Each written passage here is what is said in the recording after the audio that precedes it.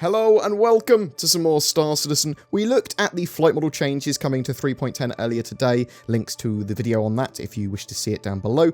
Now, I wanted to talk about the combat, turret and targeting changes coming to Alpha 3.10 and beyond, I suppose, as well, from the Flight and Fight upcoming improvements post. There are various combat changes coming to 3.10 with turrets, gunnery improvements, the targeting methodology, and high-speed ship combat. Fixed weapons and turrets, both manned and remote controlled, now have a fixed assist system. This fixed assist will still reward precise aim and area targeting, but will also use weapon convergence to nudge bullets toward the target and aid players hitting with fixed weapons.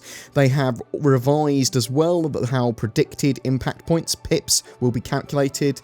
Pips will now be updated purely on velocity, which gives them a much more stable firing solution and decreases the effects of network jitters and excessive juke behaviour. If that works as intended, that will be a huge boon for the game. Additionally, they want to be able to react to fast-changing combat situations and adjust turret behaviour accordingly. Thus, they've implemented new options like virtual joystick deflection, turret ESP, changeable turret velocity limiters, and the ability to automatically recenter the turret with a new default key binding for easier control. It's not always easy to keep orientation as a turret gunner, and when you're moving with the turret while the ship's pilot is making wild maneuvers, this can have you aiming all over the place. Therefore, they've implemented the first iteration of turret UIs created with building blocks. This work in progress UI already shows specific status labels, so there's no uncertainty about what the turret is doing, including VJoy mode, turret rotation, gimbal borders, and aim quality.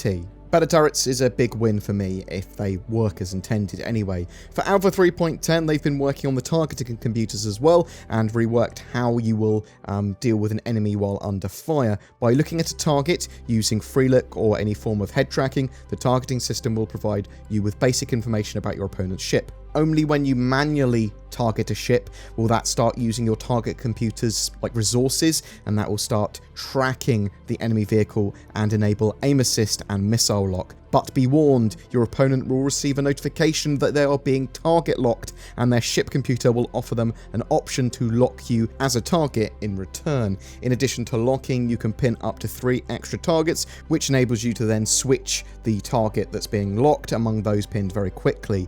Those pins are shared within the ship, so it can be used to coordinate between turrets. In future, the number of targets your ship can track will be dependent on your targeting computer. Combat-centric ships will have the ability to target multiple targets, but a basic starter ship might only be able to track one until you upgrade its targeting computer to a more powerful one if you wanted to. High-speed combat is also changing. They felt that dogfighting devolved into battling fast-moving pixels that zoomed past you, basically in the sort of current iterations of combat. So combat was losing this visceral dogfighting feel that Star Citizen had previously promised. The idea with the changes is to incentivize players with increased accuracy and higher availability of power for things like weapons and shields if traveling at or below SCM speeds, Space Combat Maneuver speeds. Above this threshold, the ship must divert more power to thrusters, and it's harder for the targeting computer to quickly resolve a firing solution, and thus harder for you to hit. This correlates to real life as well, as it's much harder to land accurate hits while moving fast. In this first iteration, some of the options that players will have at maximum velocity have basically been restricted. When flying above FCM speeds, weapon slew rates will decrease and time it takes to lock on with missiles will increase. So what do they want to achieve with these changes? They want turrets to be meaningful choices for players, not just climbing into a pilot seat, but manning a turret should instead reward players by adding serious punch to the fight and the ship that's using them. Enemy pilots should get nervous if you point a turret at them because they are accurate and deadly.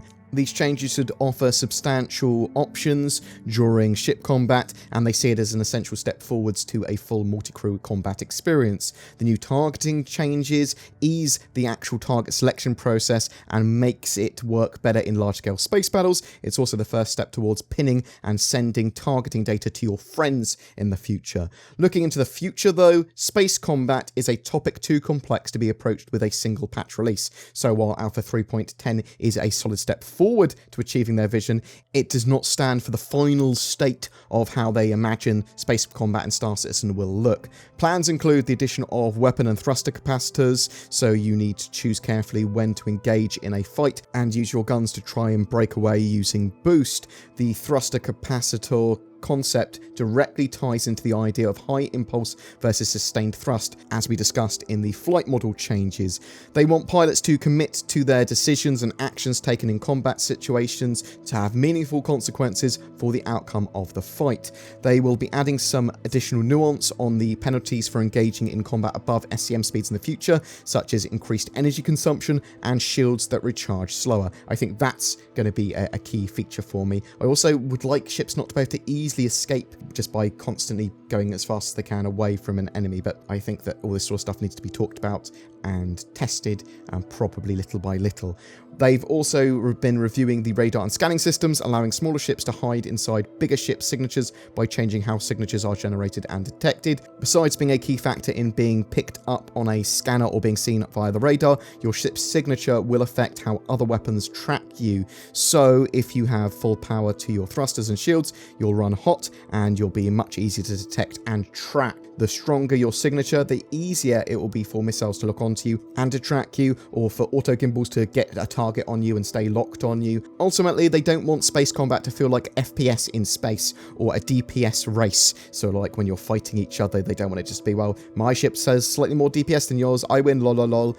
But they want it to be sort of like rewarding to pilots that employ tactical maneuvers and carefully play out individual strengths and weaknesses of their opponent's ship. Running stealthily allows you to not be detected so easily, and even when picked up on radar, it will take longer for an enemy to determine a firing solution as your signature might be low. But if they hit, you'll be in trouble, as you can't pump the same kind of power to your shields as you could if you were tanking it. There should not be a one all-powerful ship or playstyle. The idea is to have strategies and counter-strategies for different ships and play styles. Thus, in the future, you'll see a lot of changes to the weapon systems, ship balance, and combat UI. This does not just cover the primary combat systems, but also ways to more effectively communicate with your co-pilots, gunners, and wingmen, and therefore enhance your tactical options in multi-crew and fleet gameplay. Alpha 3.10 is just the first step towards their vision, and they will be bringing many more improvements and changes to the current flight and combat experience over the coming patch releases, from utilising the physics system to calculate weapon damage based on properties and speed instead of a simple hit point approach, to exciting multi-crew gameplay that includes things like putting out fires or rerouting power nodes to keeping your ship running. The upcoming changes will make space battles in Star Citizen a unique and thrilling experience. So, my thoughts on this, I love the sort of like full intentions of what they are trying to do. On paper, for the future, great, and these are great steps towards that. These combat changes, along with the rebalance to ships and weapons and the new flight model, appears on paper to be a huge step forward for Star Citizen and what a lot of us have wanted for it, or at least what I wanted for it. It appears it will be easier to generally aim and hit things. I do not want the game to be skillless though. A high skill ceiling and a bit of a skill floor, allowing players to participate, is a good area to aim for. Turrets actually being able to hit, fixed weapons being better, being able to coordinate in multi-crew ships with the turrets and the sort of like pilot and not being jostled around everywhere is great. Getting target lock info is a great change as well, which will lead to players going, why is he locking me? Are they scanning me? What are they trying to do? Targeting computers as a future component really add to my love of customization and modularity as well. I like the idea of lots of different types of targeting computer. I think high-speed combat needs a bit more work and thought though. I mean, they are going to be giving it a lot more work and thought, admittedly. It just, at this sort of stage, it was a little bit less than I wanted, but as I said, they are working on it. I'm not opposed to there being some vulnerabilities to ships at high speeds. In fact, I do support that. I do like the idea of dogfighting actually being closer range-wise, so you can see the ships you are shooting at. Some of my issues are certainly addressed here with the flight model changes and the combat stuff, but I really want to physicalize components ASAP. This could allow for the aim assists to be viable, but really reward players for targeting individual systems and areas of the ships.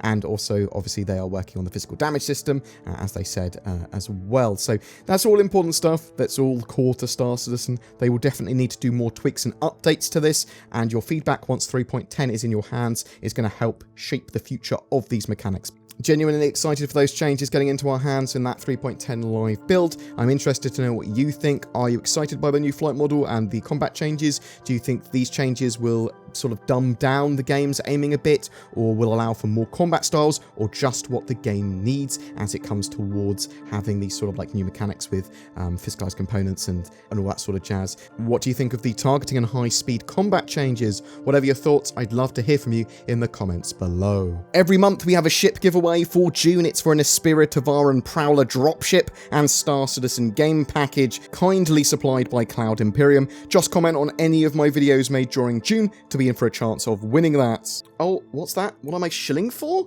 this month, you ask? Well, the same thing I shill for every month. If you need a VPN, then check out NordVPN. It's a cheap, fast, and has a load of benefits over free VPN services. Consider it for security, privacy, protection, content accessibility, and even to help with bandwidth limits. You also get a shipload of money off via the links below. I am BoredGamer. I was going to go with BoredVPN, but that didn't sound right. BoredGamer sounds perfect for my shillingness. Also, if you're looking for a gaming PC or a gaming PC upgrade, instead consider Shadow. It's a subscription-based service that starts around $11 or £12 or some euros, and that streams a Windows 10 system to your device, be it another PC, laptop, phone, or TV, using the powers of the internet, and there's a wide range of hardware to meet your needs. It means you don't have to maintain your own rig, so if you dream of 4K gaming and you don't want to break the bank, it's an option. All their services are very suitable for Star Citizen, but there may be a waiting list based on what country and state you are in.